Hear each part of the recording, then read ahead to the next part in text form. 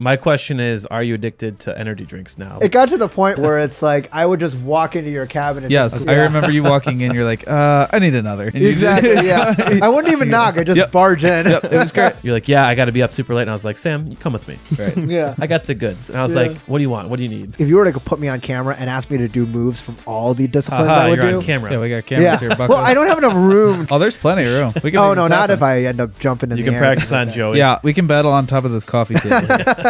I was not a good friend to my friends. I'd constantly bring drama to their door. I would constantly talk negatively about other people who are like me. So I was hurting both myself and hurting others. And I know that that's not what God wants for me. So when these new things came into my life, I think that's what God is trying to teach me. Lean into that, embrace it, because that's how you are going to feel comfortable within yourself and how you can be a better friend, be a better son, how to be a better future husband, a better future father to your kids, because I can't carry that insecurity around me forever though. If I continue carrying that, who knows who else I could hurt along the way.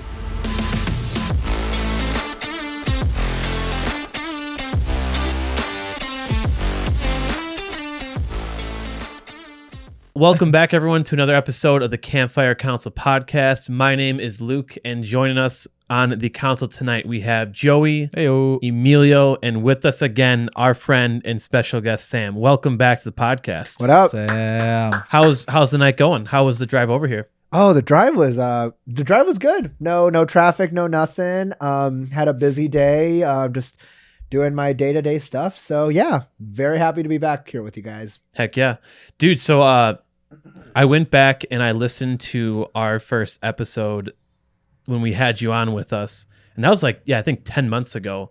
But the first question I wanted to ask you about is, I know you were talking about going to school to be a counselor. Mm-hmm. And you mentioned that you were hoping to graduate in like December of last year. So did you graduate? Are you still in school? Like, how's that looking right now? I am still in school. It's a TBD thing, but okay. The only thing I can tell you right now is that I'm anticipating a May 2027 graduation date. Okay. So nice. TBD at the moment, but okay. I'm really enjoying the stuff I'm learning, and yeah, it's been going. Still as for a counselor?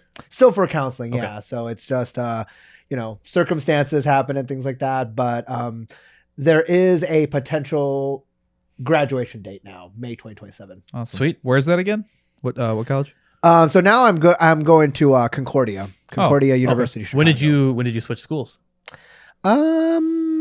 A while ago. I'll say this though, Concordia is definitely cheaper. So when you go to a different school and the tuition is cheaper, that's always a plus. College Absolutely. Is expensive, so you never want to deal with that crap. So if you guys went back and listened to that episode we had with Sam on like 10 months ago, he has a YouTube channel called WaywardFanboy, which you guys should definitely go check it out. So if you actually want to go ahead and just drop where people can find you on your channel. Yeah, it's basically at WaywardFanboy on YouTube. And on there, you'll find interviews that I've done with actors and celebrities, actors from the TV show Supernatural, Power Rangers. And the most recent one I did was I interviewed the composer from the That's right. Long Walk movie. So that was fantastic. And, Luke, you were actually on my latest video, which was I had Luke on, and then two other friends, Ethan and Logan, who also appeared on the show on a video I did on the Long Walk. And then you and Joey are going to be part of my next project as well that we'll get into a little bit.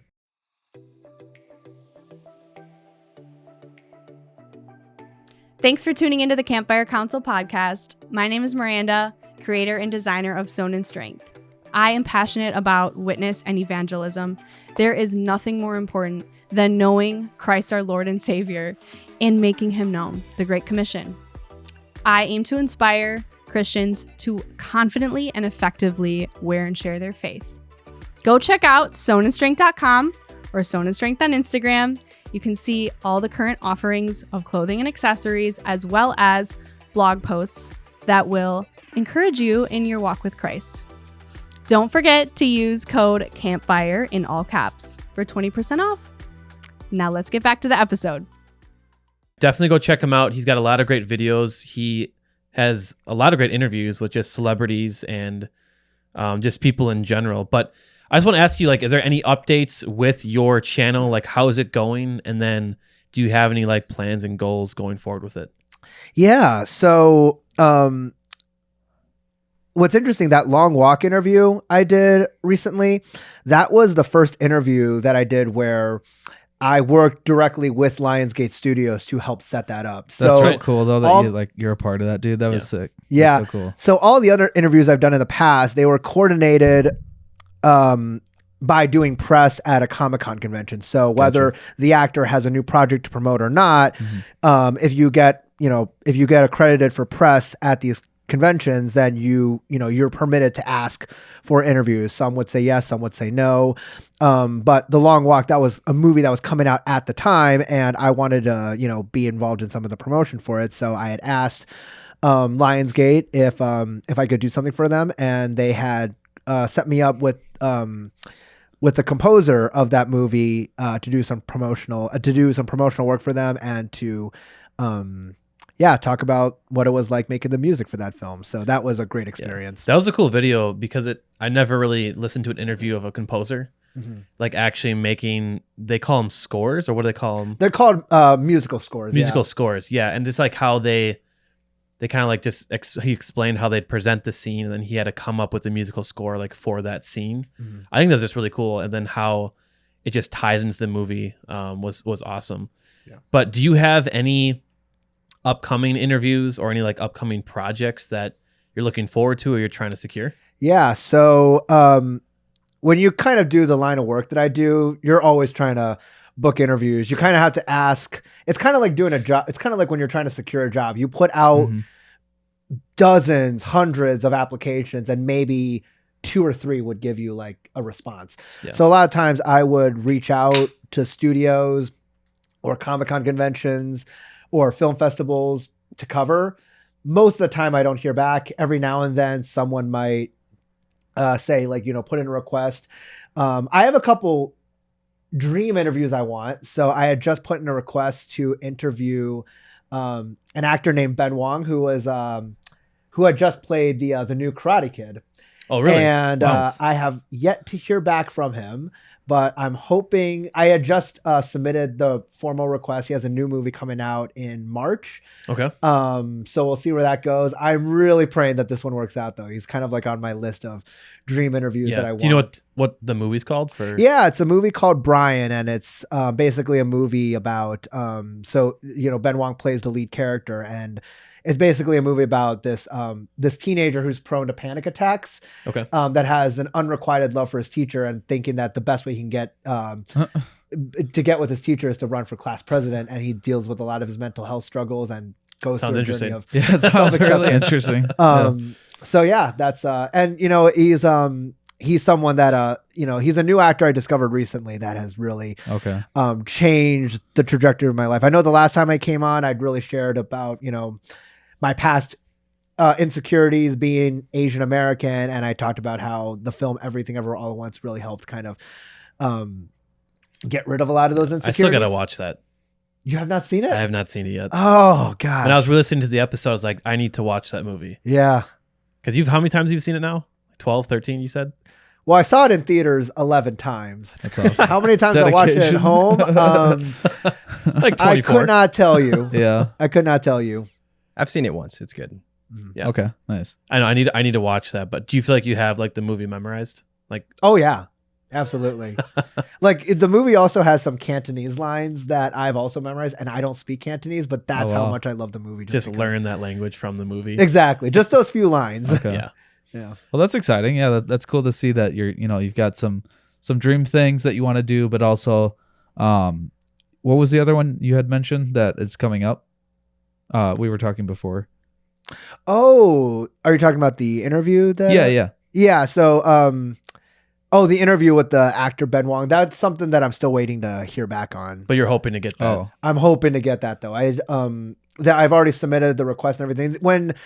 Usually when a film is coming out and you want to interview someone, they'll kind of send you like an offer block of fill this thing out and then we'll put you in our system and then we'll see if we can make something. Because they have different press cycles. Like there are press cycles for if you're going to promote a movie in person, if you're at the festival or if you're at the red carpet premiere. And then there's also those that you do virtually. So I sent in a request to do a virtual interview because I won't be able to attend the, it's always, virtual interviews are always the safer option because there's more flexibility. So that is what I'm hoping for. Heck yeah. Nice, dude. So, well, first, I guess, like, how did you even get in contact with Lionsgate? Like, how does that even... Yeah, tell us how that went How down. does that... It's actually not that exciting, though. Literally what I did was I had gone on the Lionsgate publicity page and just reached out. But the big part was they would say, oh, like, thank you for, like, contacting us. Please send us samples of your work because that's what they really want to see. And then we can coordinate something. So I'd sent them the Power Rangers documentary that I did. I had sent them some of my other interviews, and then we coordinate stuff that way. And then, so it's actually not that, not that exciting of like, oh, how do you reach out though? Literally, you just went for it. I just went for it though. That's and awesome. you know what? I have always been one to, it's like, if there's an option, the worst they can say is no. And most of the 100%. time they just ignore your emails. So it's like, well, what harm is there? Yeah. In Did you trying did to- you actually expect a response? You just kind of said, I'm just going to go for it. I didn't expect Yeah. a response at all though. So when I got her, and also I was also telling them that it's like, I'm open to like, because the actor Ben Wang was in the Long Walk. That's who I wanted originally. Gotcha. And they said we can try to make something work. But the problem is that it didn't end up working out because when I was requesting that interview, he had just finished promoting The Long Walk and is now filming the new Hunger Games movie. So even though I was approved to interview him, I wasn't able to because of timing reasons. But then they offered me, oh, do you want to interview the composer? Because he did a lot of stuff for the movie that they think would resonate with me. So that's what I ended up. Okay. I never wanted to make it seem like, oh, you only want to interview the actors. I've always been a firm believer that when you make, everyone always focuses on the actors because they're the face of the movie though, but not realizing that, the writers, the producers, the directors, the composers, or the set designs, like people who create the sets and the props, it takes a village to make all of that magic happen. And I feel like it's disrespectful to the project that you're wanting to promote if you're not going to acknowledge that everyone is an important piece of that puzzle. Yeah, that's fair. So, and Hollywood is already it's already very toxic as it is because everyone's reaching for the spotlight. So, and I've always been a lover of like, I not even just film. I feel like any project you do though, like, like even if we look in something like, architecture, like it's not just the person designing the building that matters the most. It's literally the thousands of workers That's true. who put the labor in to create this masterpiece of a building that you end up seeing that you stare in awe at. So if any offer comes up to me, I will always say yes to it because I'd love to understand what it takes to make the film what it is. 100%. Do you feel like how fast or how long did it take you to understand that there's going to be like X amount of no's before you get a yes? And does that still bother you or do you just know it's part of the process? I just know that it's part of the process. Yeah. I feel like if I wallow around always trying to chase like one particular actor or one particular interview or one particular movie, it's just going to drive myself. I'm just going to go nuts if I constantly worry about that. Yeah. And I don't think I'm going to get anywhere because if I truly cared about the art form that goes into making a film or making a TV show, that means I have to respect and acknowledge every single part of that process, not just the parts that I want to acknowledge. 100%. So I kind of just have learned to I've not learned to deal with it, but learn to coexist with the reality that being told no or being ignored is just It's part of it. exactly. Yeah. So Sam, with your YouTube page, has there been I don't want to call it a side project, but has there been other videos that you've been doing that you, when you don't have these interview styles, do you like, how do you like shifting gears to doing like these other projects? Do you really enjoy doing them? Oh, absolutely. Or do you prefer doing the interviews? Because I know it's got to be fun, right? It's more fun maybe to do the interviews with the actors and such. Mhm. But I like what you said. about giving the spotlight to the people that maybe aren't seen. Mm-hmm. But yeah, just tell us about that. Yeah, and I'm glad you brought that up because the next project I'm doing, which I know like Luke and Joey, you two are going to be a part of it, is so I'm turning 30 next month. Let's go. And I know I don't look like I'm 30 because that's a whole. I'll have to tell you guys this story later on in the episode. But Okay. I have been reflecting a lot on the fact that like I feel like there's this misconception that like when you're 30 years old, you need to have your life figured out. And the reality is I don't have life figured out though. I still live with my parents. I'm not ashamed of that. Mhm. I haven't graduated from my graduate program yet. I'm not in a relationship, but I feel this sense of optimism that I'm not worried about that. And I've thought about to myself, why am I not worried about the fact that I'm turning 30 and I'm not where other people are? And I feel like that would, and I realized it's because of, I feel like a lot of the new like movies and shows that I've seen have like expelled a lot of those insecurities I have, and I want to be able to talk about it. So, you know, the new project that you two are going to be a part of is literally just going to be a video that's, you know, where, you know, obviously, like I think I might have mentioned this in the last time I was on that I'm an avid cosplayer. I love cosplaying as like my favorite characters, and I've really attributed the death of my insecurities from a few movies that I've seen that have made me feel comfortable in my skin as a Chinese American man approaching his 30s. And I felt like, oh, you know what? Like, I think it's not that this next project is not an interview, but it's literally, I think, just an opportunity for me to talk about the fact that like the piece of cinema and art that I consume has made me feel comfortable within myself. And I think that would be a great thing to share. Yeah. And that's part of the reason also why like I am called the Wayward Fanboy, because I know someone, I think in the comment section of the first episode I was on asked like, why is Sam called the Wayward Fanboy? And the big part of that is because I feel like there is this misconception that when you're a fanboy, you're, you know, these keyboard warriors that basically that constantly like they'll and you guys are big Star Wars fans. Like, I think you guys know, like when, you know, you're a fan of Star Wars, you're just expect, oh, these are just these like these nerds that are in their mom's basements critiquing. It's like, oh, if you don't agree with their opinions. And the wayward part comes from the fact that it's like, yes, I identify as a fanboy. I love all these pop culture things that I consume, but I am not the type of fanboy you expect, because I'm going to veer off the beaten path, and that I will take the things that I love and add meaning to them. And that is why I call because I think I remember reading one of the comments on, and, you know, for those that are, you know, I just want to take a quick minute. Thank you to everyone who watched my first episode. I have not had a chance to go through all the comments, but your comments have been so kind. So thank you so much for that. But I remember one comment was saying like, well, doesn't Wayward have like a negative connotation behind it? And generally speaking, yes, but I feel like, you know, the term fanboy also carries a negative connotation behind it. But it's like, well, if I'm a Wayward fanboy, it just means that I am not going to be the type of pop culture fanboy that you're going to expect out of me. Everything that I talk about and things I love will have a sense of value to them. And people are going to pick apart anything, like no matter the name or anything. But back to I like how you're talking about how like you're almost turning 30, and the three of us are starting to get there as well. I can tell you, like, we're in the same boat, dude. It's like, we don't have our lives fully put together. Like, I don't know 100% where my life has taken me, or like, do I have all these expectations? Am I married, have a family, have a house? No.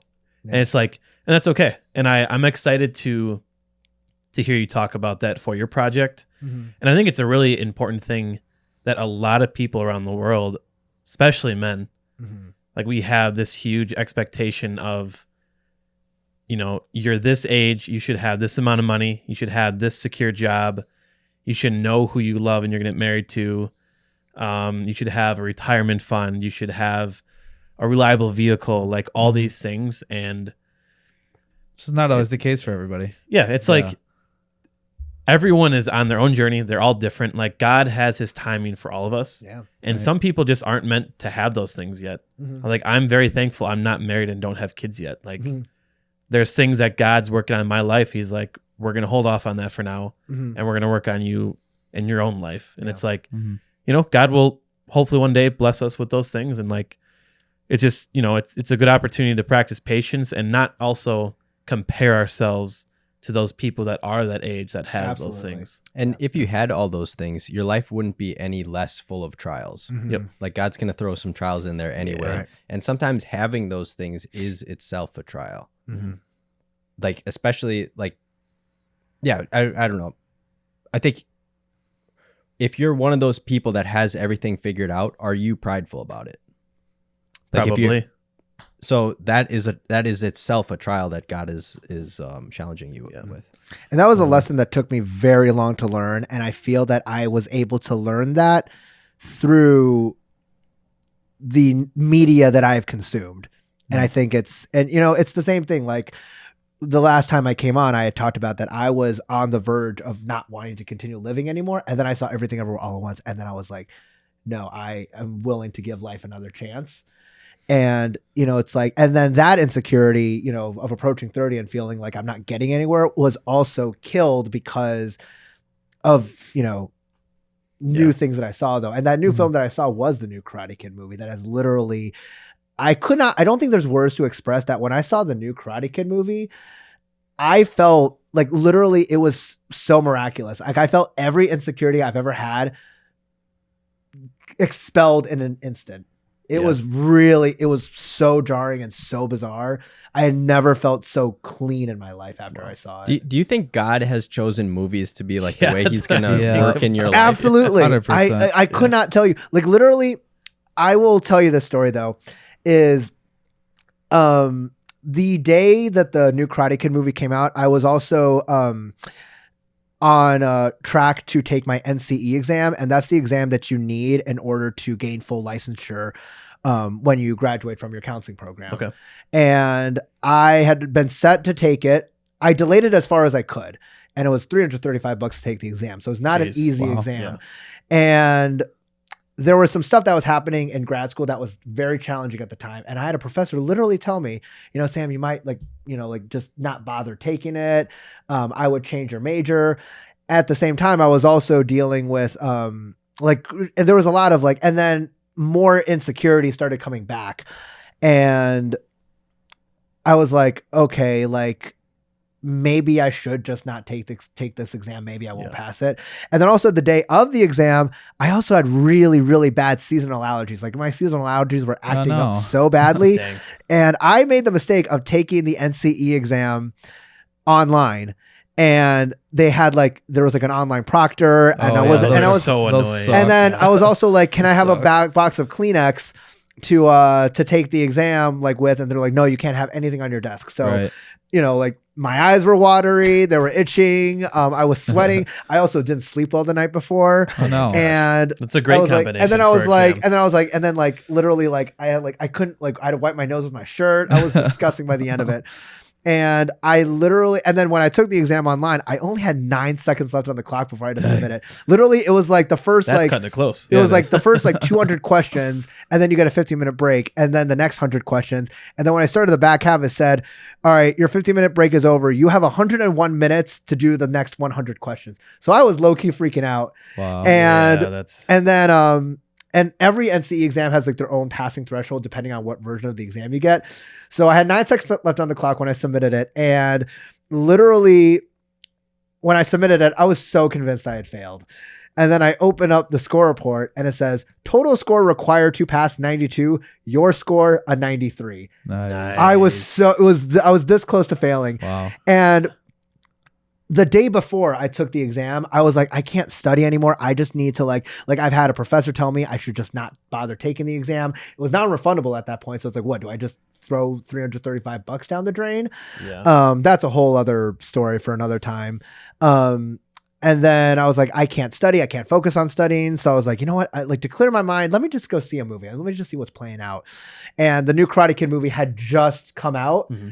And, if you've ever seen a Karate Kid movie, the ethos of those movies is basically all the cards are stacked against you. Right. The little guy has to go up against a bigger, scarier bully, and then ultimately comes out on top though. And I think it was literally, I think after seeing that movie, I gained enough confidence to go to take the exam. And I really attribute that movie to me passing. And then the other miraculous thing that happened, because when I say that movie literally expelled all my insecurities, I'll explain what happened there, because the day after I took the exam and I passed, I was like, all right, I'll go see the movie again now that I passed the exam just to recuperate. And then I left the theater after seeing it the second time. And we saw it back to back. Well, I saw the new Karate Kid movie the first time, Gotcha. the day before I took the NCE exam. And then after I took the NCE exam and then passed it, I spent the rest of the afternoon just like, to go see the movie again. Gotcha. I thought you watched it and stayed again to watch it again. Oh, no, not that. That's a total Sim move, though, right? I went back. He's like, I got some time. Yeah. I took the NCE in the morning, and then after I took it, I got my score, and it was a passing score. I went back to the theater to see the movie a second time. And you know how like movie theaters have like those party rooms where like kids can have birthday parties in? Sam's just partying in there. No, that's not what happened. You'll love this story though. I left the theater after seeing it the second time. And as I was leaving, I had to give my mom a call to let her know it's like, it's like I'm at the theaters. I'll be back home in however many minutes. And I always talk to my mom in Mandarin on the phone. And this party room there was like a 6-year-old boy, I think he was like 6, that was celebrating his birthday with 20 of his other friends, and the boy's dad was there. And then as I was leaving the theater, I hear this loud scream, and this kid's tugging on his dad's shirt, being like, "Daddy, Daddy, Daddy," pointing his fingers at me, going, "It's the new Karate Kid! Oh my gosh!" and then they were screaming so loud, and the dad comes up to me and he's literally like, "Son, like, I know you're not the new Karate Kid, but like, it's my son's birthday. I'm just one adult trying to manage 20 kids. I don't want theater security to throw us out. Can you just come over and say hi to them, like, please? Give them a couple autographs." Exactly. Well, I did, and then I came over and they were like, "So, what was it like working with Ralph Macchio and Jackie Chan? Can you do the dragon kick for us?" The dragon kick is the signature move the new Karate Kid does.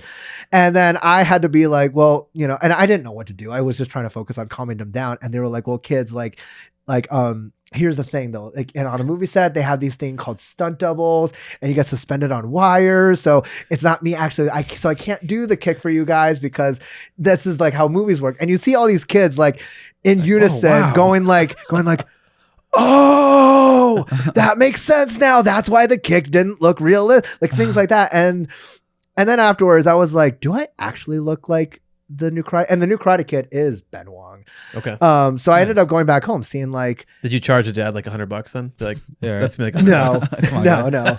Maybe I should have. So, but I went back home, and then I was like, "Do I actually look like him?" So I put our face through an AI like face merger generator, and I was like, "Oh, that is kind of creepy. We do kind of look alike." And the insecurity that got killed that day that I held for over a decade was what I mentioned in the first episode, where when back in my high school days, the TV show Two Broke Girls was on, and everybody, like my peers, kept telling me, "Oh, I look like this guy," and they were using that to degrade me. And then these little kids who don't know any better, thinking that I was the new Karate Kid, literally it was like a complete 180. All of those insecurities disappeared instantaneously. Yeah. And I was like, the same day that I was told that I wouldn't pass the NCE, I passed it. And then mere hours later, I had this happen to me. Like, that's where I felt that all those insecurities It's a crazy go day. away. Yeah. One of the best days. Yeah. So after seeing that movie, is that, I mean, you can get into this, but after seeing that, is that kind of what got you into karate then? Because I know that's a newer thing in your life. Because we had seen you at the men's retreat, and you were telling us that you looked like a different person too. Yeah. I was like, holy cow! He was beating everyone up. Sam was kicking everyone's butt. Yeah. No, I wasn't. So was that movie like a factor of you starting that, or was that? Just tell us that whole journey of like you starting karate. Part of it. I actually did Taekwondo as a kid. Gotcha. But I used to have a lot of I don't know. I guess you could call it performance anxiety, where because when you I don't know if any of you guys ever did like any type of martial arts as kids. A couple classes. Yeah. Like when you go to like a martial arts class, like obviously you're out on the mat like throwing kicks and punches, but all the parents are watching. Mm-hmm. And I was so scared as a kid. I was like, I don't want people to be watching me as I couldn't like the kia. Like I don't I don't want to have to so I was so performance shy that I just did not want to commit to it, so I didn't do it. But also, like, it's interesting. I was also rewatching the first episode I was on, and I was like, I am very out of shape. Like, I am getting fat. I mean, dude, you look great. Yeah, and you look good. Thank you. It's Seriously, shown. It's dude. awesome. Yeah. But then I was also thinking that it's like, you know, after that incident at the theater happened, I was also thinking, you know, like, I've been trying so many workouts. Like, I'll be real with you guys. I'm a couch potato. I don't like working out. I am very lazy. It's hard sometimes, dude. Yeah. Yep. And after that, I was like, maybe I should get back into it. Not just because of the movie, but also because of the fact that, like, what I wasn't proud of at the time when I gave up Taekwondo as a kid was the fact that it's like, I couldn't stick to anything. I try something, and Okay. the second it got hard, I would give up. It's kind of like if you were to practice a new instrument. Like, I think guitar is a good example. Like, when you play guitar, you obviously have to build up your calluses, and it could be painful as you're starting out though. Yeah. But it's like the second it gets hard, you give up. Yeah. And it was the same thing with Taekwondo. It got hard because I didn't like people watching me, so I gave up. And I don't think that's a good mentality. Like, you know, it's like, if I want to achieve something, it's the same thing with interviewing. It's like, Yeah. if I keep getting no's or being ignored, does that mean that, like, oh, I should just stop doing it? Because Yeah. if I stop doing it, I might have not been able to interview all the people that I've had. Absolutely. So I just thought, you know what? And then also, you know, so it was a combination of that, and then also seeing the new Karate Kid movie, that I was like, maybe I should get back into it. So I picked up, I picked up back Taekwondo, picked up multiple disciplines. I also picked up, you know, like Kung Fu. I picked up Tai Chi. I picked up Chinese kickboxing. Like, I picked up all Nice. these disciplines back. One, because I wanted to get back in shape, and two, I also feel like martial arts is, I think, a good road to self-confidence, self-respect, discipline. And, you know, as I said, I'm turning 30, and I feel like these are all characteristics that I want, and I can't expect it to be handed to me. I have to work towards those things. Yeah, absolutely. So if I want it, then I have to work towards it. And I'm still in the beginning stages, and I'm not ashamed to admit it. Like, I have my let's see Taekwondo it. belt right here. And, Nice. you know, for those that, you know like belt ranking systems, I'm a yellow belt, so I'm still close to the beginning though. I mean, I have so as you guys can see here, there's you get stripes as you progress. So when you get all 4 stripes, then you're qualified to test for your next belt. So I will be testing for my my orange belt on Nice. Tuesday. Hey, there you go. And so I also feel like, you know what, like, I feel like if I want to, you know, you can't expect, you can't take shortcuts to reach the top. Mhm. You have to put in Absolutely. the work though. So, and then also when I'm in, you know, here's the thing though, when I'm in my Taekwondo class, I'm actually the only colored belt in there. Everybody else is a black belt. Wow. And there's like kids in there who have been doing Well, it. except for us, we go above and beyond the black belt. Yeah, Yeah, That's why exactly. they don't have us in the class. So it's Right. got to keep it fair. But I found myself not being ashamed of that, because it's like, you know what? Like, there's no shame in being the beginning, because I'm Yeah. putting the work in. And I respect myself to not care about being of a lower level than somebody else. I actually really like that for you, because I personally would always rather be, if I had the choice to be the best in the room at something or to be a lower level at something and have the best or better people surrounding me to push me, I would choose having the better people to push me. Yeah. An example that I have is I used to love running track. Joey knows I ran track all the time in middle school and half of high school. Mhm. And I ended up being pretty fast in like the 400. Like, that was like my thing. I wasn't the best at short sprints and I was not good at long distance, but that middle 400 meter, I, for some reason, was pretty good at it. Mhm. And over time, I ended up, a lot of the people I'd run against, I'd outrun, which is great. And my coach ended up putting me in with the high school practices because she knew that the high schoolers were faster than me. And when I had practice with my teammates, Mhm. I was typically, every time I'd win, or at the meets I'd win. And now it like humbled me, because now I was probably getting, you know, prideful, like, oh, I'm fast, like I can beat people. Yeah. And she's like, you did that because, one, it would humble me, and two, it would challenge me more, because I wasn't Mhm. in the lead looking back. I was chasing after people Mhm. that were faster. So I think that's kind of cool. Like, you have that opportunity. Like, you might be a yellow belt, which is awesome, but you have people who have more experience, who may be better, but you then get to spar with them or practice with them. Mhm. And that's going to actually challenge and make you better, Yeah. because you have something to go after. And on top of that too, because I practice in 2 different dojos. So like where I practice Taekwondo is, it's a Korean dojo because Taekwondo is a Korean martial art. But when I practice Kung Fu, it's in another dojo. That's where I also do Tai Chi and Chinese kickboxing. Nice.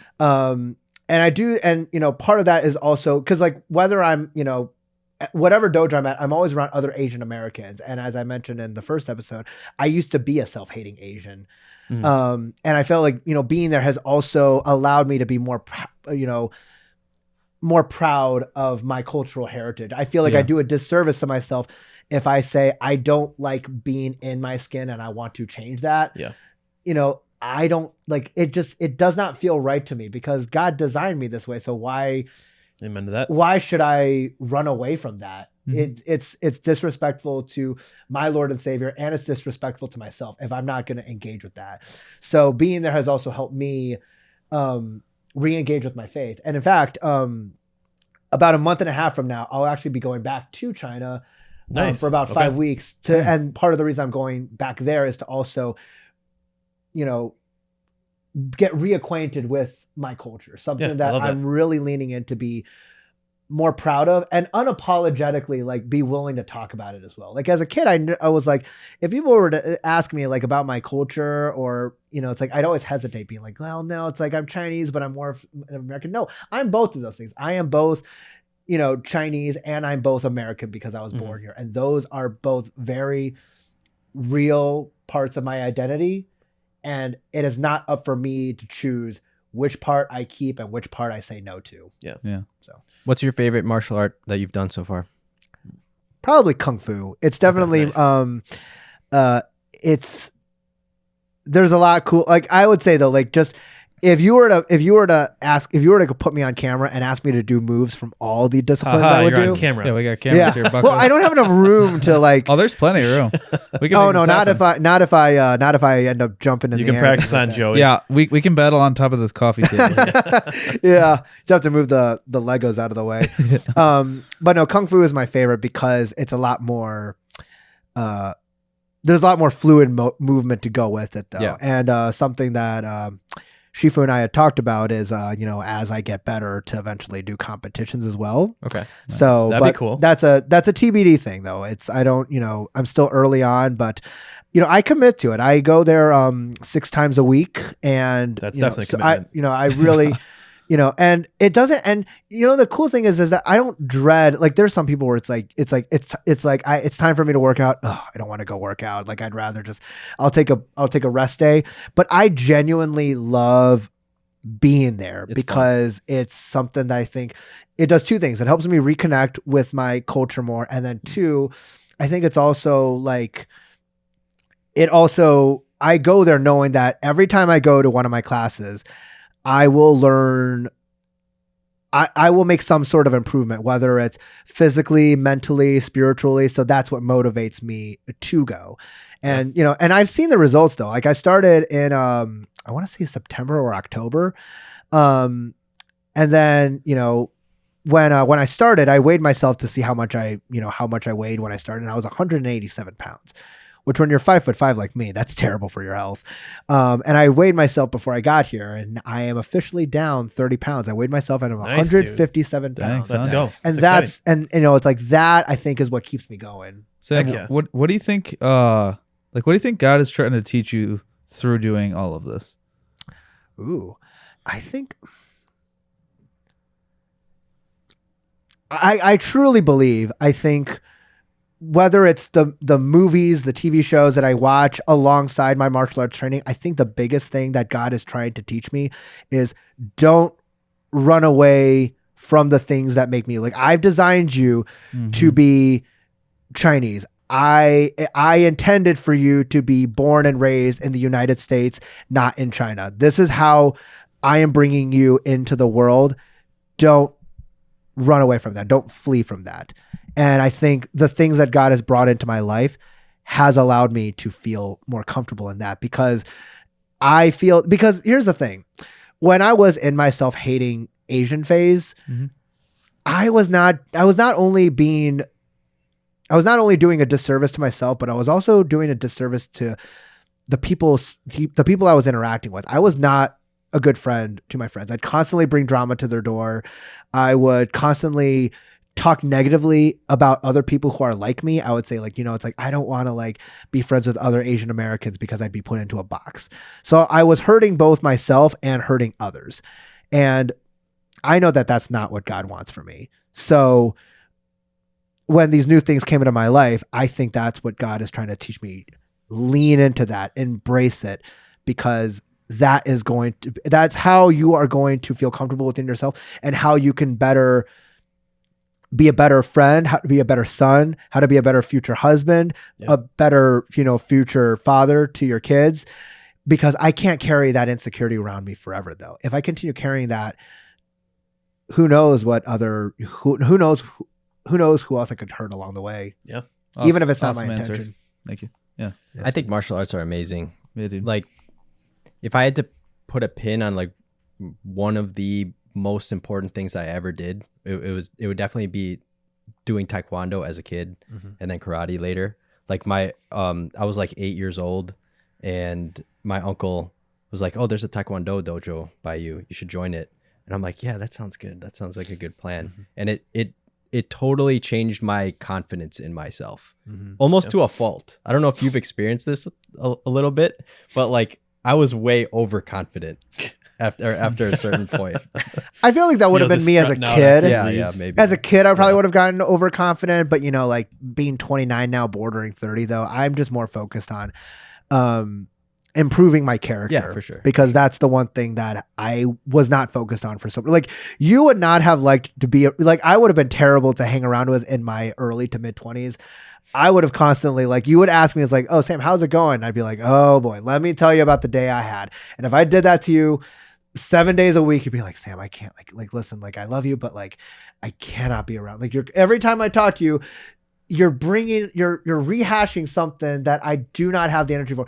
It's like I had one friend in the past who I would constantly bring up my insecurities about it being Asian American. And he got to a point where he was sick and tired of it though. And he was like, and this was someone that I really wanted to stay friends with. And after that experience, it took me a long time to recognize it. I was like, oh my gosh. Like at the time I was just thinking my insecurities are my insecurities though. I'm the one hurting though. It's not going to hurt anyone else. And I was like, oh no, people are like, I'm really causing a lot of damage in the world. I mean, it's cool like to see, I mean, that just right there is just maturity and you growing as a person. And it's like, it's cool to, you look back, like same thing with like your belts in martial arts. It's like, you're growing, you get to look back and like I once started here and now I'm here. I got two things quick. First thing, I remember one time years ago, when Joey was in a Taekwondo class. Good Lord. I showed up to his parents' house in Germantown, and Joey like either he was leaving to go to class or he just got back, and I saw Joey in like the white outfit, and it was I don't know, probably 10-year-old you, 11.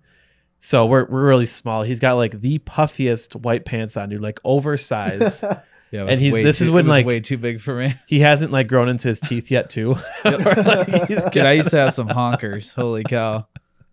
That's just what I remember is when it comes to martial arts, Joey with those huge puffy pants. It was very short lived. It was definitely not my path, but no, I did a couple classes. Yeah, but also a question I had for you on the topic of martial arts.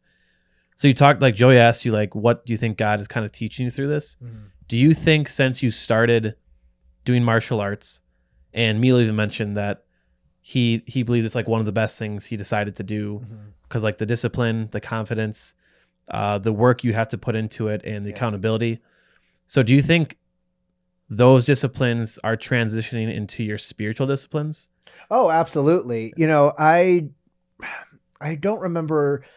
There was something that I had seen. I don't remember where I read it. Oh, no, I remember where I read it. I don't remember which verse this was, though, but it was the verse about, like, be willing to associate with people of lower position.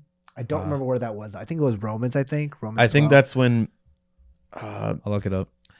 I think it is Romans, when Paul is talking about, like, don't seat yourself at the highest position. Yeah. Like, rather seat yourself at the lowest. Mm-hmm. Yeah.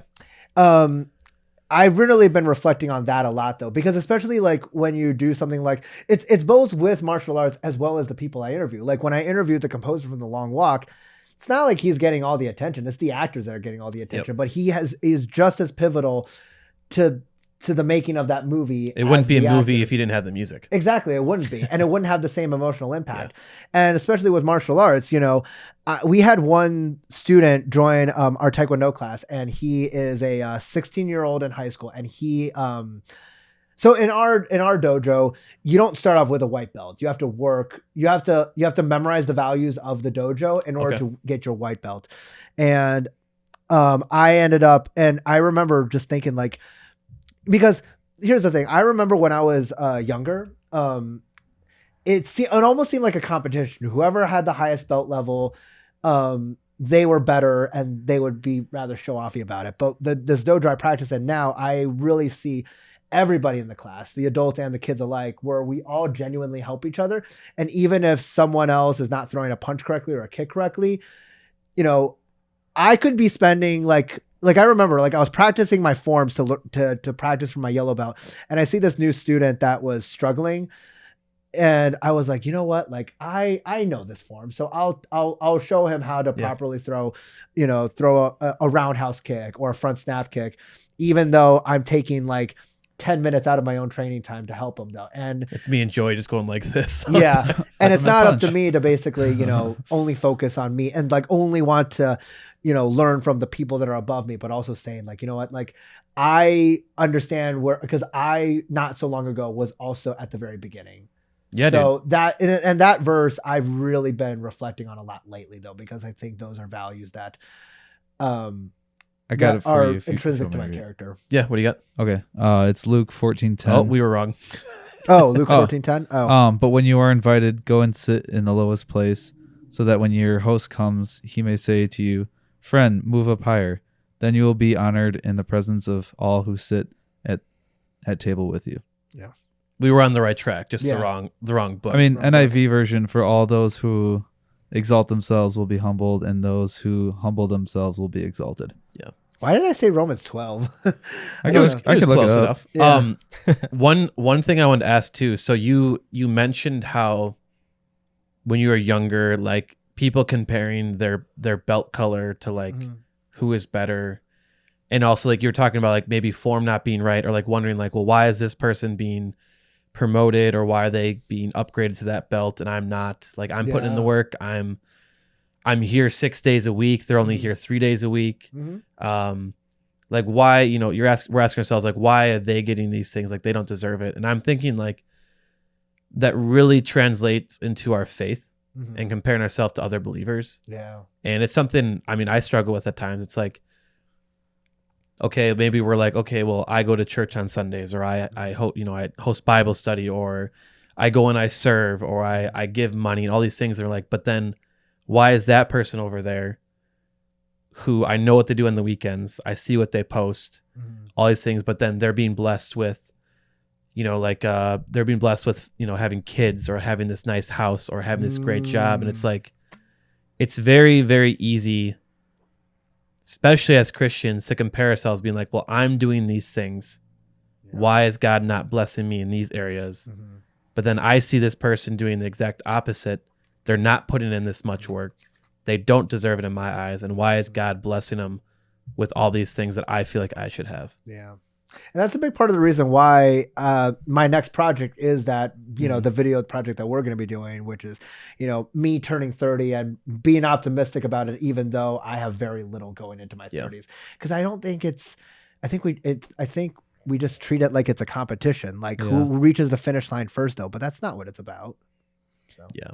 If I could just add something, it's not every day I get to talk about martial arts, so I want to like go for it. Add a little bit of the lessons that I learned.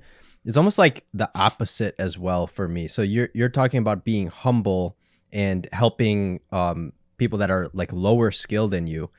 One of the things that really like God really had to teach me something through martial arts was how to be humble in the face of people that are way better than you, and just naturally have intrinsic ability better than you. Like there were some people that just their reflexes were so much faster. They were physically bigger and stronger, more fit. and I was like, I actually don't think I ever will get to where this person is, because I am just physically not built like this person.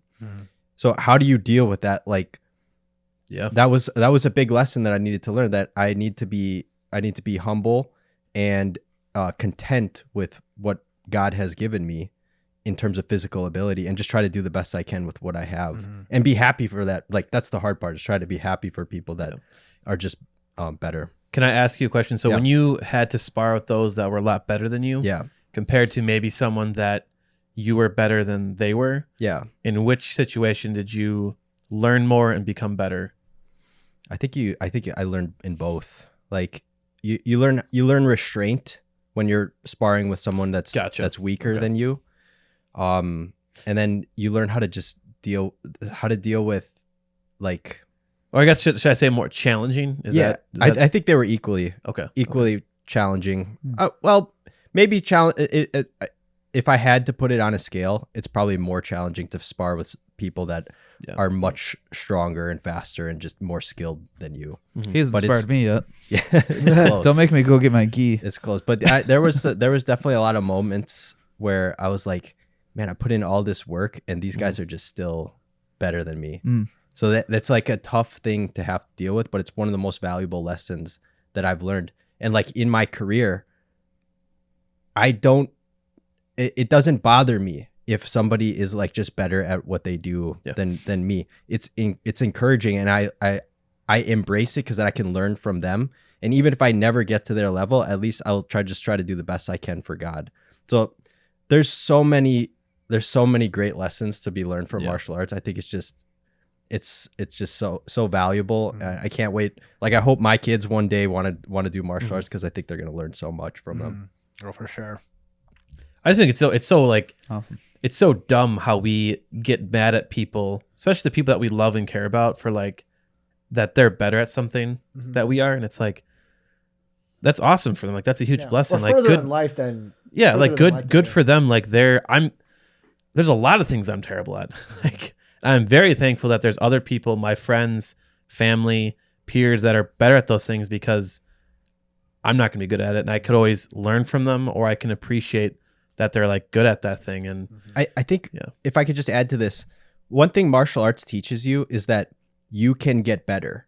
Like, if you put in the time, martial arts is almost like you're competing against yourself. It's not a team sport where you're like competing against another team. It's like an individual sport. So your object is to try to get stronger and more skilled for yourself. So it teaches you that you can get better. But the wall that I needed to like get over mentally was that I can get better within my abilities, but there are people that are given natural abilities that I will very likely never surpass. So that's a very humbling moment to accept that. You can either be prideful and just like lie to yourself, or you can accept that there are some people that have these abilities that are just much greater. So it's just a very valuable lesson. 100%. Absolutely. Couldn't agree more. Yeah. Well, let's transition here a little bit. I want to rewind back to talk about Lionsgate. I was talking to Joey earlier today, and for those of you guys that don't know, we go every year now. We've been going on the men's retreat with Crossway Church, and it's a blast. It's in Iowa. That's actually where we met Sam. Yeah. 2 years ago. Hilarious. 2 years ago, yeah. And that was really cool. We got to reconnect with Sam again. We hung out with him, and Sam was actually telling us about how he was able to work with Lionsgate, and he was telling us that he was telling me, at least, he's like, yeah, I got this video I got to finish tonight. And I was like, how many hours did you have to finish? Oh my gosh. I was like, literally, when all of you guys were dispersed and head to bed, I was still editing and working though, because you know, I was editing the interview I did with the composer for That's right. Long Walk. Yeah. And I had to get that done because it needed to align with the release date for the physical media, the Blu-ray release and things like that. So that was my question is, are you addicted to energy drinks now? Because on that trip, I think I brought, was it like 36 cans of energy drinks? It was a ton. And I mean, that was pretty. I think we came home with like 6 cans over the weekend. Yeah, that makes And sense. because you were telling me about this, and you're like, yeah, I got to be up super late, and I was like, Sam, come with me. Right. Yeah. Come over here. I You're got like, the goods. "Alright." I got the goods. And I was Yeah. like, take a look. What do you want? What do you need? Yeah. And I had. It got to the point though where it's like I would just walk into your cabin and Yes. I just was like, grab. what do you need? Take one. Exactly. You're good. I Yeah. remember you walking in. You're like, I need another. And you Exactly. did- Yeah. I wouldn't even knock. I just Yep. barge in. Yep, it was great. I remember even myself, like with the amount that we've had, I was like, all right, Sam, we might need to have you take a little easy here. Like, just Exactly. make sure you're not having Mhm. too much. Another funny, one of my favorite parts of that men's retreat was when Spencer was by our cabin, Yeah. and he was gonna grab, because the year before I got him to try Reigns, and or a couple years ago, and he absolutely loved it. He's like, dude, can I have a Reign? I was like, oh, you tried White Monster before, right? He's like, no. It's like, Spencer, you're gonna try this. And he takes a sip, and he's like, dude, he's like, this is amazing. This is like water. And then the next morning at breakfast, he's walking around with like, so here's a skinny size can, then you have like the normal size cans. He had like the extra big one, just like the biggest Monster can you can buy, and he's just like smiling and walk around with it. He's like, dude, I absolutely love these. Yeah, I thought that was funny. I was like, you working on that, and thankfully you got it done in time. I did. Yeah. I don't know how you did it, but props to you. Yeah. Well, also it was not just a pressure to meet the deadline, but I also wanted to do right by the person I was interviewing. Yeah, 100%. Because I Luke and I know you watched it, but I know you two haven't watched it yet. Like I thought that movie was Shame. I'll get to it. Don't yeah, you worry. You watched my video, but you didn't see yes, the I watched your video. the movie, which though. kind of spoiled it, but I was All like, the I don't spoils care. are Yeah, Yeah. all the spoilers. But I thought But like you said in the beginning, you're like, Yeah. oh, spoiler. but Long Walk is a great movie. I think you guys would enjoy it. yeah. We'll It's get a to good it. movie. Yeah. But I really wanted We'll to get do into that. right by the composer because, especially especially for the show that you guys put on though. I think it's like that movie says so much about the importance of friendships, especially friendships with men. Yeah. I think there's so much that's overlooked about that. And even though he didn't write the script or direct the movie Mhm. or acted in it though, I felt like the music he produced for the movie really helped enhance Yeah, it made it more the emotional. You got exactly tied into though. it. Like yeah. I just remember spoiler alerts for anyone. This is your chance though. Mute the video or come back after you watch it. The scene where Hank died, number 46, died. Like I was watching that scene in the theater and I was already emotional because I was like, oh no, like Ben Wong's character died, and then you add the music on top of that. I was an utter mess though, and I don't think I would have felt that way had that Sure. that score not been in there though. So I was really concerned about making sure that everything that he wanted to convey was properly, acknowledged and Mhm. well taken care of though. And that's, it doesn't matter if it's an actor or if it's someone that's working behind the scenes. So yes, one part of it was the deadline, but the other part of it was just making sure that, and at the end of the day, it's like, I would, I don't want to ever make it seem like if I have an interview with someone and it's not the star of the movie, that I will put in less work Yeah. for totally. the video that I put out though, because it's like I said earlier though, every role is important. I think of it almost like when you go to church. I've been thinking about this for some time. It's like if there's whether you're leading the worship team on Sunday, on a Sunday morning, or if you're just a greeter though, does that diminish your value just because you're greeting people at the entrance, but you're not on the worship team worshiping? No, Yeah. but they have just as an important role to play as those that are worshiping. And I treat my interviews as well as the work I put in though, and getting those interviews done the same way though. So, I was not hooked up on I did not have an energy drink addiction after that. It was kind of a one and done thing. We'll but- get you there. Don't you worry. Well, We got to see you more. Also, exactly. I got to say too, I wish I had your point of view watching movies, because every time you talk about a movie, like it sounds so much more exciting than like sometimes when I watch a movie, and I absolutely love that. Like, Yeah. because like Mila was saying, he asked like, do you think God kind of speaks to you sometimes through movies? Yeah. And it seems like when you watch movies, it's like what I watch, but times 2 better. And that sounds awesome. I love that. It's funny though. It's like I write, so I'm very active on Letterboxd, which if you want to follow me on Letterboxd, it's just at WaywardFanboy on Letterboxd. I write a lot of I've been using a lot more often now to write reviews for movies. And literally, I think the tagline on the top is, I literally wrote down, as far as I'm concerned, the best piece of media to consume is the type of media that inspires you to be a better person. And that's the way that I always watch movies. And I'm not a believer. I don't like, I know it's trendy to do this, but I never want to just give crap on movies just because everybody else gives crap to it. Like, if there's a movie that everybody else universally hates, I will still try to find something positive from it though, because I think that's just the way that I just consume anything. At the end of the day, any piece of media is a work of art, and the way that the director or the writer, how they envision that project. Sometimes it works out, sometimes it doesn't. So that's the way that I always view it. Like, I'll be perfectly real with you. When I say that the new Karate Kid movie I absolutely loved, I did not give it a perfect 5 stars on Letterboxd. I think I gave it 3.5 stars. Oh, wow. Like, I was not gonna like sugarcoat being like, no, this is the best movie I've ever seen. That is not true though. But you enjoyed it. I still, and because it speaks to me personally. Like, the reality is, like, I'm trying to think of a movie, like, I think it's the same thing. Like, when I did my Twilight video back in the day, it was like, I do not like those movies. I think those movies are I got through, I think, 2. I tried a few years ago. I can't. I think they're so bad. They have terrible messaging. But you know what's interesting?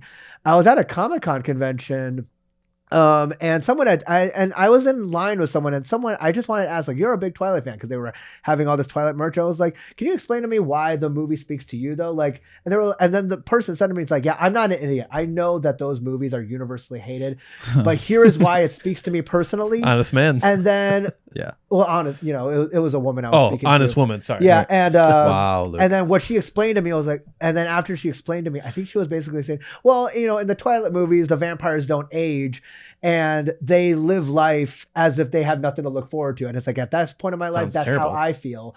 And I was like, oh, that makes sense. That's why you love those movies. You're not an idiot saying, yeah, everybody should love those movies. I get that nobody likes these movies, but here's why I love it.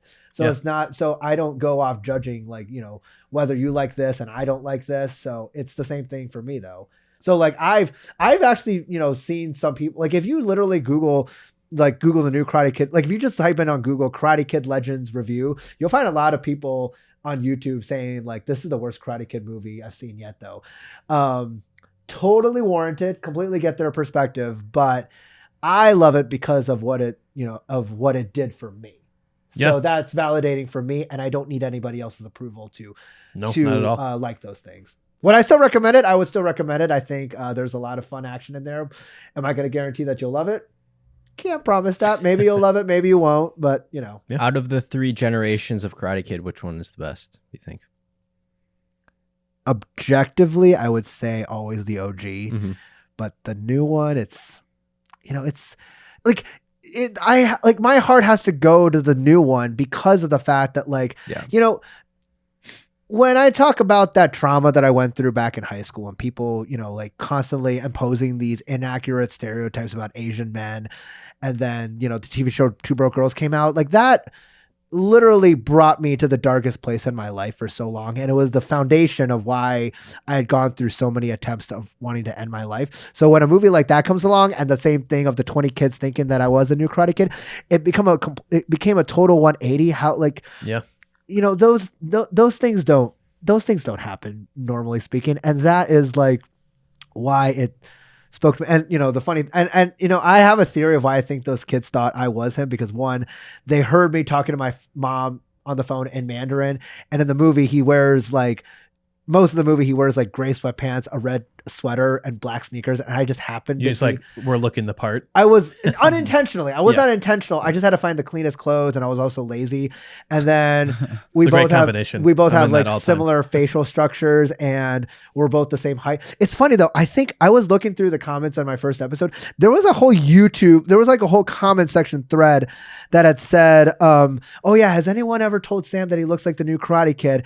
And then someone said, "Yeah, if you Literally, I remember this. I think I can. Someone said this in the comment section. I did read it before I got here. It was sort of like, yeah, if you look at the Lionsgate announcement video when it says Ben Wang is cast in the new Hunger Games, the way he smiles in that thumbnail and the way that Sam smiles in the thumbnail of my first episode, it's so similar. And then I looked it up and I was like, oh yeah, that's kind of true. And there was this whole debate that started like, oh, like yeah, this is so true. They look like That's twins. funny. And I was like, and I got a kick out of it. I was like, oh, this is hilarious. And when we say that, we always say as a joke, the comments go crazy. Your episode, the comments actually did go crazy. Yeah, So they that's did. awesome. I saw like For sure. 108 comments Yeah. at the time of Oh, wow. recording. That's so- awesome. So as we start to wrap up here, I have one more question for you and then one more small little question to end it. But Yeah. so for those of you guys who may not have watched Sam's first time he was on with us, it was episode like 34. Mhm. So if you guys just go back a little bit, excellent episode. Sam gave his testimony, just his journey, his walk of faith, and how he's grown closer to Christ. Go back and watch it. But he mentioned talking about getting baptized. And I just wanted to ask quick, like, is there anything right now in your life that maybe God is challenging you with, or pushing you to grow in? Ooh, that's a really good question. It's kind of hard for me to say because this is the first time in my life that I truly feel completely comfortable with myself. Like I am Okay. completely comfortable being my authentic self, just the way that God designed me to be, unapologetically. With that said, though, I don't think anybody is immune to unforeseen circumstances. And when you ask me about how grad school is going, there have been some stuff that happened that was not very pleasing. And that was very challenging to deal with. And not getting into too many details though, but like when, my professor told me it's like, don't bother with the NC exam. That was around the same Yeah. time that a bunch of stuff was happening and it was very difficult to deal with. And I remember at the time I was really trying to grapple with how I was going to handle an injustice being done to me. Okay. I think that's really tough though, because I felt that there was this huge injustice that's been done to me when, all these negative stereotypes about Asian American men was put on me. And I dealt with that for a decade. And part of the reason why I was not a good friend to my friends during that time was because I was constantly playing the victim card, Mhm. constantly blaming other people for my problems instead of taking accountability for what I can do about it. And when all the stuff with grad school started happening, I was kind of in that same boat again, where I was sort of like, I'm not the problem. They're the problem. Like they had said these things about me and in a counseling program of all things.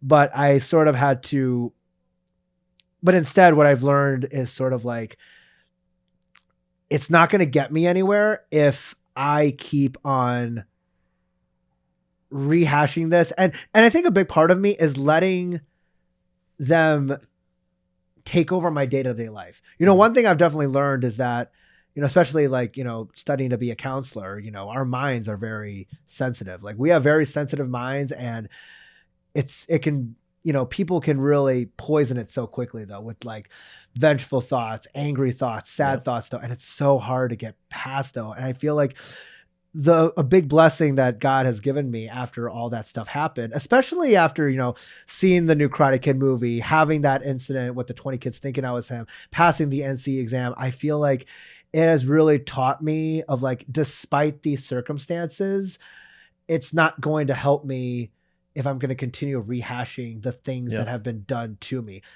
I just need to press forward and also consciously be aware that my mind is my sacred space. Mhm. And if I feel that, if I'm letting something bother me, it's because I'm inviting them into that space. It's kind of like, if you don't want a stranger in your house, you kick them out. And I feel like, Get him out of there. exactly. And I feel like our minds are the same way though. Like an injustice has been done to you or someone upset you, and then you spent the whole day thinking about that. It's sort of like just going, it's like, I feel like God has made me experience these injustices I went through recently with school, and just said like, this is your opportunity. Don't repeat what you did back when you were a self-hating Asian though. Just keep, pressing forward. And just keep doing what you're doing though. It's like, sure, should you have graduated by now? Yes. But if I had graduated, then then I start working and my schedule gets busy. I might not have time to do all the martial arts I'm doing. So because I'm, continuing to do school, I have more time on my hands to do martial arts. And I feel like God's time. On God's time, not on my own. And, sometimes those angry thoughts, it's like, how could like this injustice happen to me? Just sort of like get out of my mind. God, I trust you with whatever, on your time, not mine. And I trust the direction you're having me headed. And had I not, taken on martial arts, I think, I might still be spiraling. So I genuinely do not, worry about that. So it's really, amen to that. It's really just about,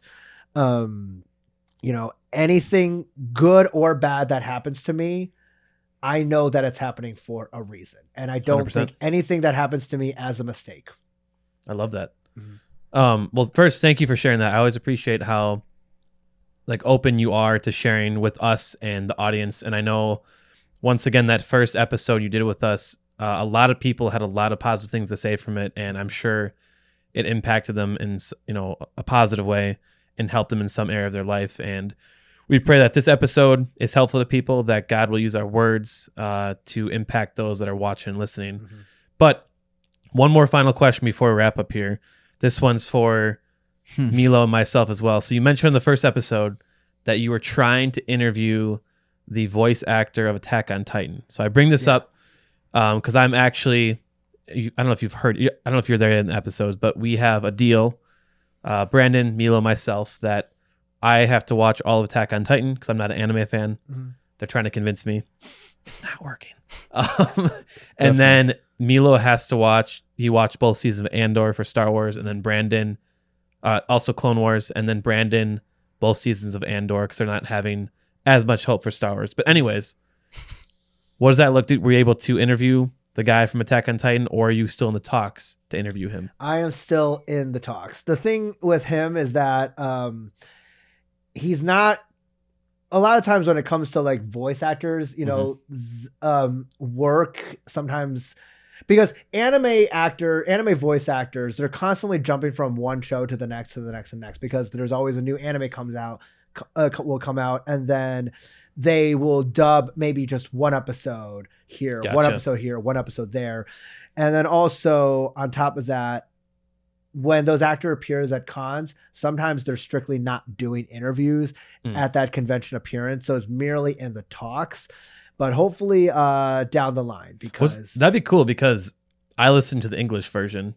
So I don't listen with like subtitles or in Japanese. I just listen to the English. So that'd be kind of cool to see you interview him, because I'm listening to him while I watch the show. So yeah, exactly. So I hope that'll happen one day though. But there's, it's like I said though, I'm constantly reaching out to dozens and dozens and dozens of actors, producers, directors. It'll come your way. They'll come your way. Yeah. So, but I just have to, keep working, and, God's timing, not mine. Absolutely, dude. Well, Sam, thank you again for making the drive from Illinois. We appreciate it, and we're happy that we got to get you on a second episode. Yeah. Once again, like I said, we pray that God will use our voices this episode to reach those that need to hear it. Do you have a final word for the listeners as we close it up here? Yeah. I just want to say to everyone watching that I have been reading all of your comments.